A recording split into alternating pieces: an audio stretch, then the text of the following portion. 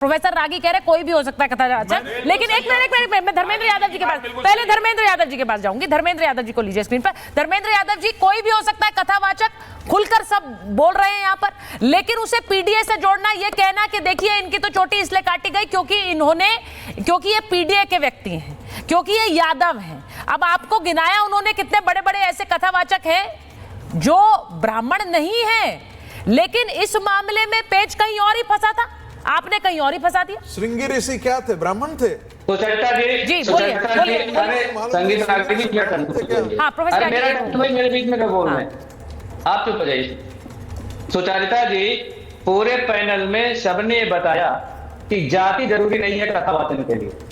अगर उस कथावाचक के पास कोई गया था तो उसके ज्ञान पर कोई संदेह नहीं था, उसको आपने आमंत्रित किया था, अपने आप तो गया नहीं था, उसने आकर आपके घर में कथा कही। उसके बाद जो आरोप लगा रहे हैं कि उन्होंने अपनी जाति छुपाई, तो पहली बात तो जाति आधार ही नहीं है, तो जाति छुपाने का क्या मतलब है? तो ये जो निराधार आरोप लोग लगा रहे हैं भारतीय जनता पार्टी के कार्यकर्ता और नेता उस गांव में जाकर के, और इसको एक अलग एंगल देने का प्रयास कर रहे हैं, वो पूरी तरह से गलत। अगर जाति कोई आधार नहीं है, जाति को कौन छुपाएगा? दूसरी बात, जो वर्ण व्यवस्था का निर्माण जिसने किया था, वर्ण व्यवस्था ने सामाजिक अन्याय को जन्म दिया।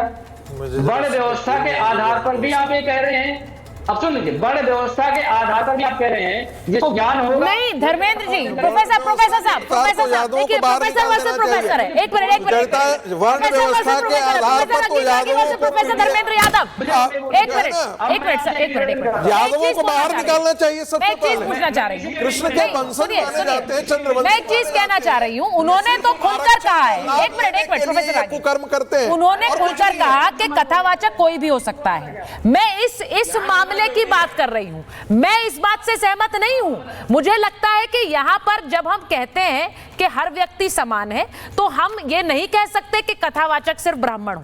पर ये मेरा मत है, ये मेरा मत है। आचार्य राज मिश्रा मुझसे सहमत नहीं है, वो खुलकर कहते हैं ये।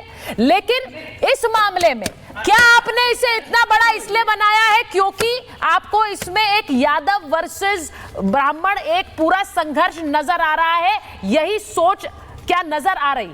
प्रोफेसर साहब, इनका काम ही है यादववाद करना।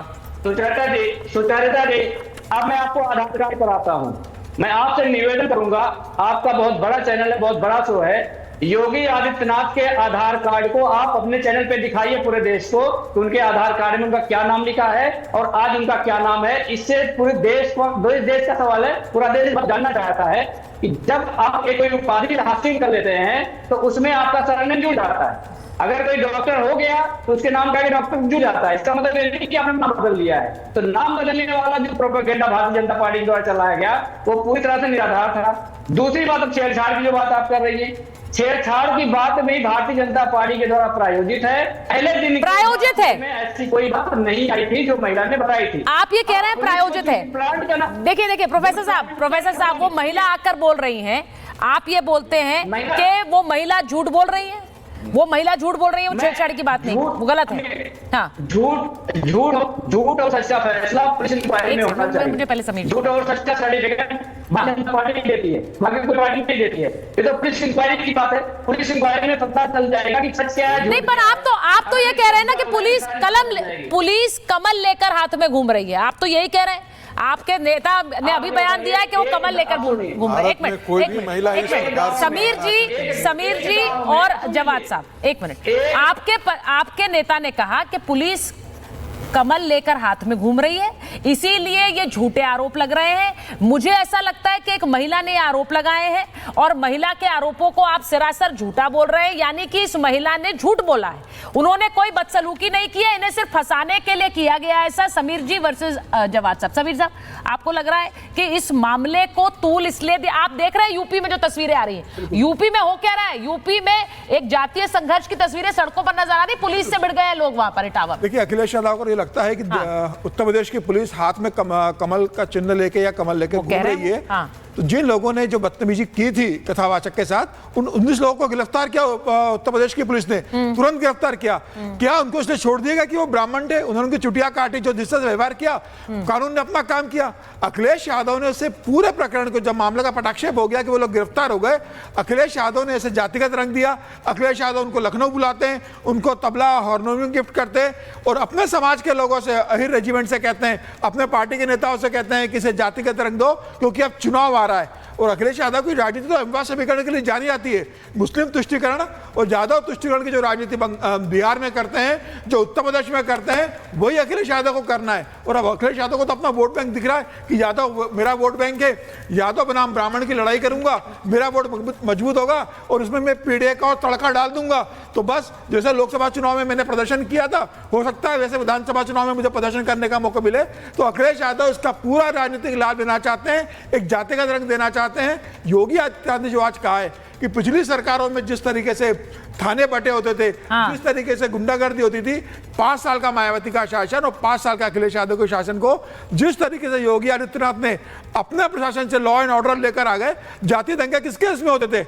2017 से कोई जाति दंगा उत्तर प्रदेश में हुआ है क्या?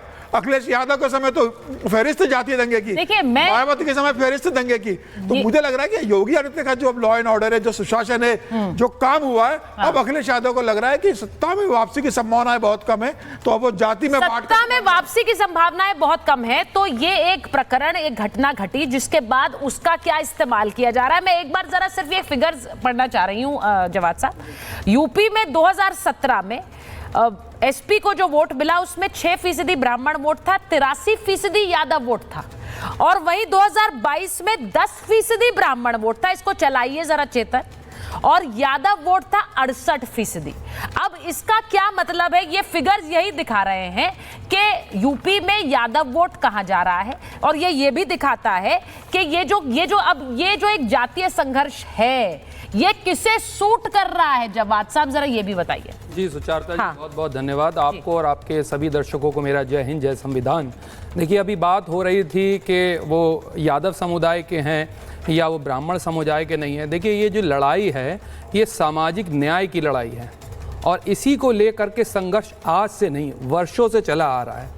अब उदाहरण के तौर पे अगर आपसे कहूं, वो शख्स का भी नाम बताइए जिन्होंने हनुमान जी की जाति बता दी थी। तो जातीय संघर्ष किसने स्टार्ट करा? जातीय जनगणना का पहले विरोध कर रहे थे, आज समर्थन कर रहे थे। तो आज बता दीजिए कौन कर रहा है, कौन नहीं कर रहा है। तीसरी सबसे बड़ी बात अगर मैं कहूं, ये वही मानसिकता डेवलप है जब एक चुने हुए मुख्यमंत्री का आवास को गंगा जल से साफ करवा दिया जाता है, जब वो कभी मंदिर में जाते हैं तो उस मंदिर को धुलवा दिया जाता है। और यहाँ के बड़े बड़े जो दलित लीडर भी रहे हैं, उन्हें भी बहुत सी जगह मंदिरों में जाने की इजाज़त नहीं हुई और हमने देखा भी किस तरीके से उसको गंगा जल से साफ करवाया गया। जो सामाजिक न्याय की लड़ाई है, आर्थिक न्याय की लड़ाई है और हमारे जो सुन लीजिए, मैं आपको बता दूंगा। आपने देखिए सब बोलने लगे, मंदिर में जाते हैं, देखिए सब बोलने लगे सुचारता जी, सब बोलने लगे। सुनिए आपने जो कहा, जवाद साहब आपने जो कहा है उसी पर जवाब दे रहे हैं। वो कह रहे हैं कि दलित पंडित पुजारी है, दलित पंडित पुजारी है। सुनिए जरा, हाँ बोलिए। दलित उत्पीड़न में Uttar Pradesh number 1, double engine की सरकार नंबर 1, बालाजी चले दलितों के साथ, ओबीसी के साथ और मुस्लिम के साथ कोई न्याय की बात नहीं होती है। मस्जिद में दिखा दीजिए, मौलवी तो मान जाओ।